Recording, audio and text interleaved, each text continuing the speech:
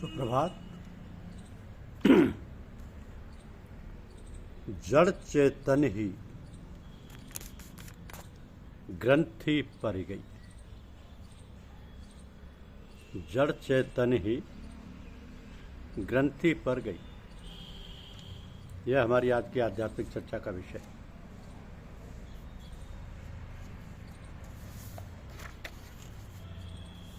तुलसीदास जी कहते हैं कि जड़ चेतन ही ग्रंथि पर गई, जतपि मृषा छूटत कठिनाई। यानी शरीर जड़ है, जीवात्मा चेतन है। दोनों के मिलने पर एक नई शक्ति मन रूपी गांठ पड़ जाती है, जिसके द्वारा ही काम चलता है। इस गांठ में मन में चेतनता आती है जीवात्मा से, और यह हरकत में आ जाता है। तो ये एक प्रकार का स्विच है। स्विच ऑन किया, करंट प्रवाहित होने लगा, काम चालू हो गया, स्विच ऑफ कर दिया, करंट बंद और कारखाना बंद हो गया। अब ये उदाहरण समझने के लिए, यह उदाहरण केवल समझने के लिए पूरी तरह घटित नहीं होता। मन की गति दो प्रकार की होती है, ऊपर को यानी ऊर्ध्व और नीचे को यानी निम्न। जब नीचे की ओर मन की गति होती है तो संसार के कार्य व्यापार चलते हैं। जब ऊर्ध्व गति होती है तो परमात्मा की तरफ रुझान होता है, और मनुष्य सांसारिक बातों पर मनुष्य पर प्रभाव नहीं पड़ता।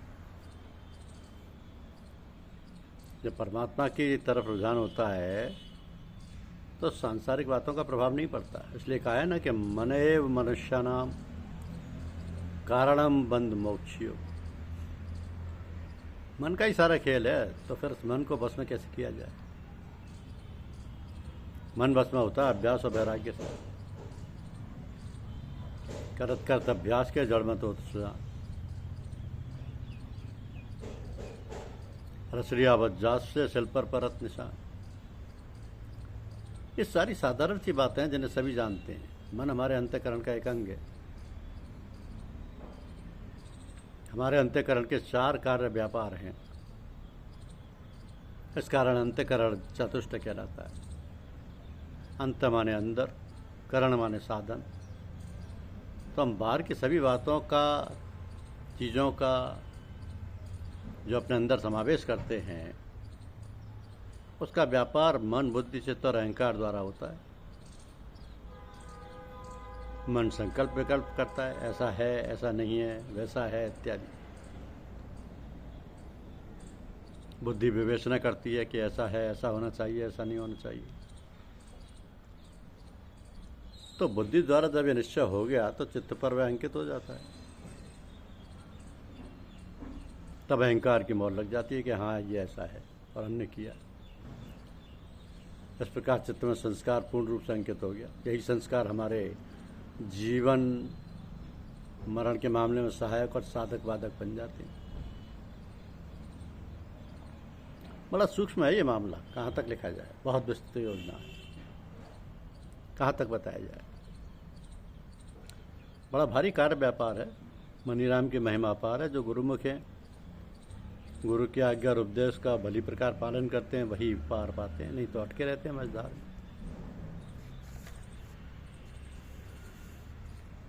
अब प्रत्येक साधक को सर्वप्रथम यह सोचना समझने की विशेष आवश्यकता है कि वह चाहता क्या है,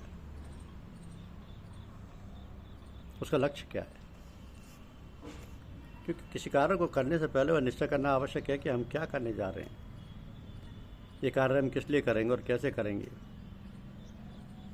जब हम यह निश्चय कर लें कि हमारा लक्ष्य ये है, इसलिए हम पूजा करना चाहते हैं, क्योंकि ये सब सोचने समझने की बात तो केवल पूजा पाठ के लिए ही है। यही कार्य करना हमारा प्रधान लक्ष्य है। और पूजा का लक्ष्य तो होना तो चाहिए भगवत प्राप्ति, ईश्वर प्राप्ति, मुक्ति, मोक्ष या निर्वाण अथवा आत्मदर्शन। तो अपने आप को जानना और पहचानना कि हम कौन हैं, कहाँ से आए हैं, किस लिए आए हैं, हमें इन बातों के लिए और कैसे करना है। जब ये निश्चय हो गया कि हमारा लक्ष्य भगवत प्राप्ति है।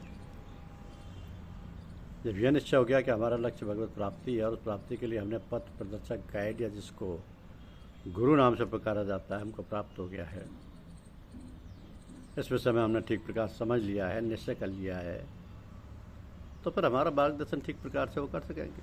वस्तुतः ये बात तो प्रथम दर्शन में निश्चय हो जाती है कि हाँ यही हमारे गुरुवर हैं और हमारे मार्गदर्शन हेतु सर्वथा ठीक है।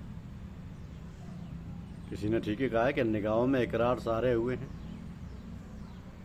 हम उनके हुए हैं, वो हमारे हुए हैं। तो इस प्रकार की घटना होते ही कार्य संपादन होने लगता है, या कहें कि कार्य प्रारंभ हो जाता है। इसमें कुछ कहने सुनने की आवश्यकता नहीं पड़ती, किंतु इस प्रकार की घटना प्राय संस्कारी जीवों पर ही घटा करती है। इस कारण आध्यात्म के सच्चे जिज्ञासु को इस विषय में अधिक उधेड़बन नहीं करनी पड़ती।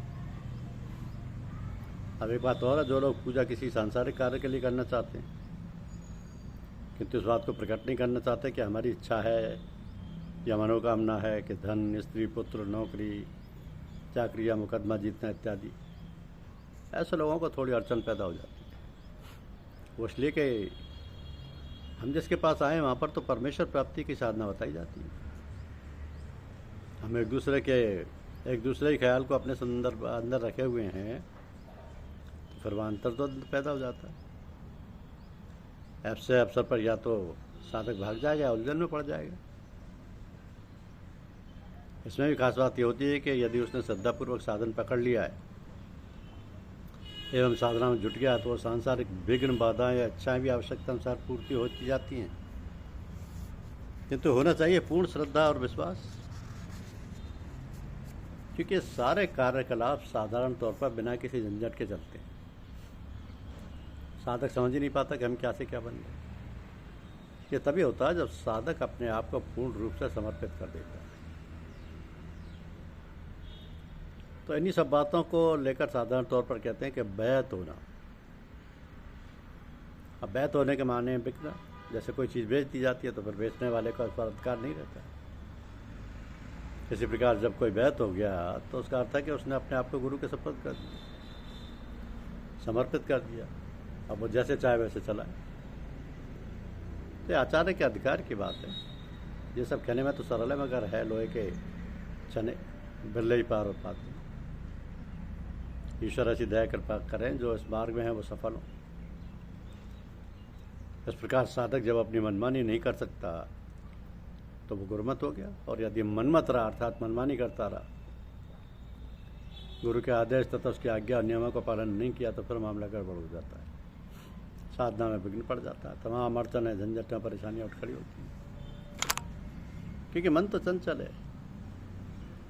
कहा है ना कि मन के मते न चालिए, मन के मते अनेक, जो मन पर असवार है सो साधु कोई एक। तो मन तो चंचल है। मन ही तो है जो हमारे शरीर रूपी कारखाने का संचालक है। इंद्रियां मन के अनुसार ही कार्य करती हैं। इसीलिए तुलसीदास जी कहते हैं कि जड़ चेतन ही ग्रंथि पर गई, जदप मृषा छूटत कटने। यानी शरीर जड़ है, जीवात्मा चेतन है, दोनों के मिलने पर एक नई शक्ति मन रूपी गांठ पड़ जाती है, जिसके द्वारा ही काम चलता है। इस गांठ में मन में चेतनता आती है जीवात्मा से, और यह हरकत में आ जाता है। तो यह एक प्रकार का स्विच है। ऑन किया तो करंट प्रवाहित होने लगा, काम चालू हो गया। ऑफ किया तो बंद हो गया। धन्यवाद। यूट्यूब चैनल को लाइक और सब्सक्राइब अवश्य करें। शुक्रिया।